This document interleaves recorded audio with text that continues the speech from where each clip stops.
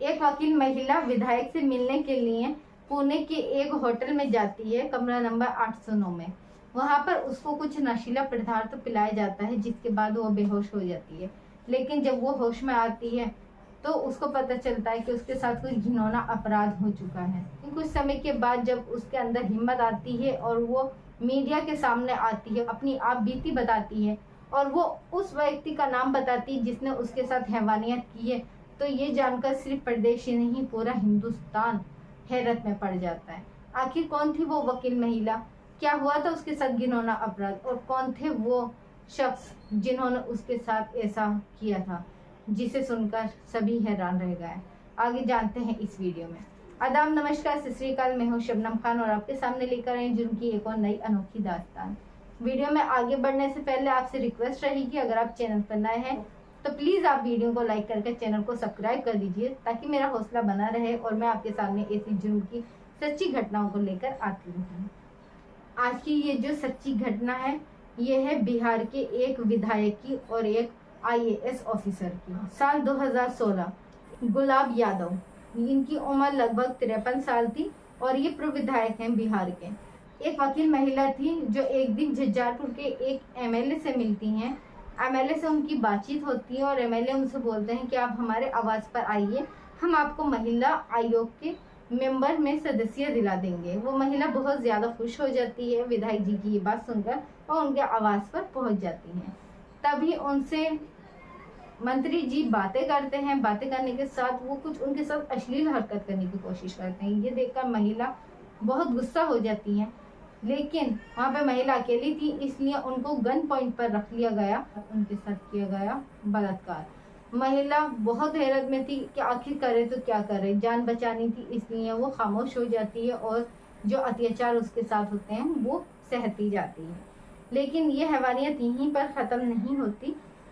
वो बोलती है कि तुमने मेरे साथ गलत किया है, मैं इसकी रिपोर्ट कराने जाऊंगी। तब विधायक जी उससे माफी तलाफी करते हैं। वो बोलते हैं कि मुझसे गलती हो गई, लेकिन तुम मत घबराओ। महिला जो वकील होती है उससे बोलते हैं कि तुमसे शादी करूंगा, और कुछ दिन के बाद ये महिला वकील के साथ सिंदूर भरकर बाकायदा शादी भी कर लेते हैं। लेकिन इस शादी की भनक सिर्फ उन दो लोगों के अलावा और किसी को नहीं थी, यानी ये एक रहस्य में छुपा शादी की गई थी। जो ये सब देखकर महिला थोड़ा सा अजीब सा फील करती है कि इसकी शादी के बारे में तो कुछ किसी को पता ही नहीं है। फिर उसको लगता है कि शायद विधायक जी अभी ऐसे कर रहा है, लेकिन वक्त आने पर ये सबको बता देंगे, क्योंकि उसको बातों में लिया गया था कि अभी हम सिर्फ फिलहाल आपस में शादी कर लेते हैं, दोनों एक बंधन में बन जाते हैं, लेकिन आगे ही हम सबको बता देंगे इसके बारे में।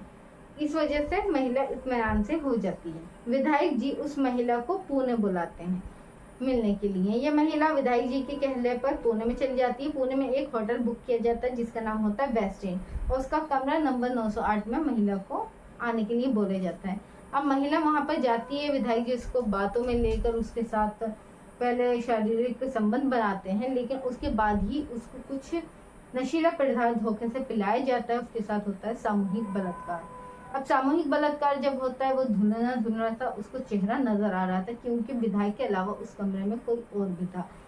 जब महिला आंखें खोलती है और देखती है तो देखकर उसके पैरों तले जमीन ही खिसक जाती है, क्योंकि वो जो दूसरा चेहरा था वो किसी और का नहीं, ये था IAS ऑफिसर का, जिनका नाम था संजीव हंस। महिला ये देखकर बहुत ज्यादा चौंक जाती है, लेकिन वो कुछ नहीं कर पाती। उसके साथ जबरदस्ती ये दोनों मिलकर सामूहिक बलात्कार करते हैं। महिला बहुत ज्यादा दुखी हो जाती है और बोलती है कि मैं तुम दोनों की शिकायत करूंगी, तुम्हारे लिए FIR कराऊंगी, क्योंकि वो खुद भी एक वकील थी। लेकिन उसकी एक न्यूड वीडियो बना ली जाती है और विधायक जी बोलते हैं कि अगर तुमने थोड़ा सा भी कुछ भी किसी को बताने की कोशिश की तो तुम्हारी ये वीडियो सोशल मीडिया पर वायरल कर दी जाएगी, फिर तुम किसी को मुंह दिखाने लायक नहीं बचोगी। अब यहाँ पर वो खुद भी वकील थी, चाहती तो आवाज उठा सकती थी, लेकिन महिला तो आखिर महिला होती है, उसके ऊपर अत्याचार हुए थे, इसलिए वो दब जाती है, सहम जाती है, डर जाती है। उसको यही लगता है कि शायद ये काफी पहुंच वाले इंसान है, एक IAS ऑफिसर है, एक विधायक है, मेरी यहाँ पर बात नहीं सुनी जाएगी और कहीं ना कहीं ये लोगों ने वीडियो वायरल कर दी सोशल मीडिया पर, तो मैं इस समाज में जीने लायक भी नहीं बचूंगी। ये इसके बाद चुप हो जाती है, लेकिन महिला के साथ आए दिन ये लोग सामूहिक बलात्कार करते रहते थे। इन्हीं दौरान महिला प्रेग्नेंट हो जाती है और जब महिला प्रेग्नेंट होती है वो विधायक जी को बताती है कि मैं प्रेग्नेंट हूँ। विधायक गुलाब जो हैं वो आईएएस ऑफिसर यानी कि संजीव हंस को बताते हैं कि ये महिला प्रेग्नेंट हो चुकी है, जो कि हमारे लिए खतरा है। तभी महिला पर ये दोनों मिलकर दबाव डालते हैं कि तुम्हें अबॉर्शन कराना होगा, अगर तुमने अबॉर्शन नहीं कराया तो तुम्हारी वीडियो वायरल कर दी जाएगी। महिला पर प्रेशर था, आखिर मजबूरन उसको अपना अबॉर्शन करा लेना होता है। लेकिन बात यहीं पर नहीं टलती, अबॉर्शन कराने के बाद भी फिर से इनकी ये प्रक्रिया शुरू हो जाती है। अब आए दिन किसी न किसी बहाने से विधायक जी उसको बुलाया करते थे, कभी होटल में, कभी बिल्डिंग में, कभी आवास पर, कभी दिल्ली में, कभी पटना में और कभी पुणे में। इन 3 ज्यादातर जगहों पर महिला को बुलाया जाता था। उसके साथ ये दोनों मिलकर सामूहिक बलात्कार किया करते थे। लगभग ये 4 से 5 साल तक चलता रहता है। महिला बहुत ज्यादा परेशान हो जाती है, उसको कुछ समझ में ही नहीं आता आखिर वो करे भी तो क्या करे, क्योंकि उसके साथ बलात्कार की जा रहा है, उसकी वीडियो की धमकी दी जाती है। इसी बीच में महिला दोबारा से प्रेग्नेंट हो जाती है। ये जो वकील महिला थी ये औरंगाबाद की रहने वाली थी। फिर महिला कांटेक्ट करती है विधायक से और बोलती है कि मैं फिर से प्रेग्नेंट हो गई हूँ। तब विधायक और आईएएस ऑफिसर उस पर दोबारा से अबॉर्शन करने के लिए दबाव बनाते हैं, लेकिन महिला में कहीं ना कहीं से उस समय हिम्मत आ जाती है और वो बोलती है कि मैं किसी हालत में अबॉर्शन नहीं कराऊंगी। तुम लोगों को जितना मेरा उत्पीड़न करना था कर चुके, जितना मेरे साथ गलत करना था कर चुके, लेकिन आगे मैं बर्दाश्त नहीं करूंगी। ये महिला साल 2022 में मीडिया के सामने आती है, एक प्रेस कॉन्फ्रेंस करती है और प्रेस कॉन्फ्रेंस में ये जो खुलासा करती है वो सुनकर सभी लोग चौंक जाते हैं। वो बताती है कि 4 से 5 साल हो चुके हैं उसके साथ सामूहिक बलात्कार किया जा रहा है और ये करने वाला कोई आम इंसान नहीं, पूर्व विधायक बिहार के गुलाब यादव और एक आईएएस ऑफिसर संजीव हंस हैं। जब ये बात मीडिया में फैलती है तो आग की तरह फैलती है। जो सुनता है उसको हैरत होती है कि इतने जाने माने व्यक्ति, इतनी अजीम शख्सियत ऐसा भी कर सकती है।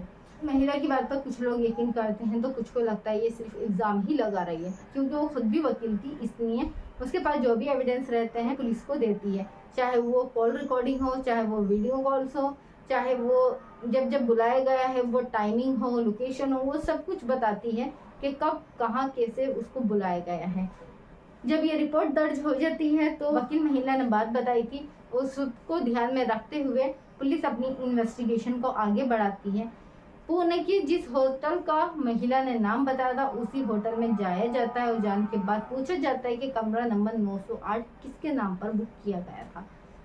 जब वहाँ का रजिस्टर चेक किया जाता है तब बताया जाता है कि ये कमरा आईएएस ऑफिसर संजीव हंस के नाम पर था और बकायदा उन्होंने अपनी आधार कार्ड यानी कि आईडी प्रूफ भी दिया था कमरे बुकिंग के लिए, जिससे साफ ये स्पष्ट हो गया कि वो जो महिला कह रही थी वो सही कह रही थी।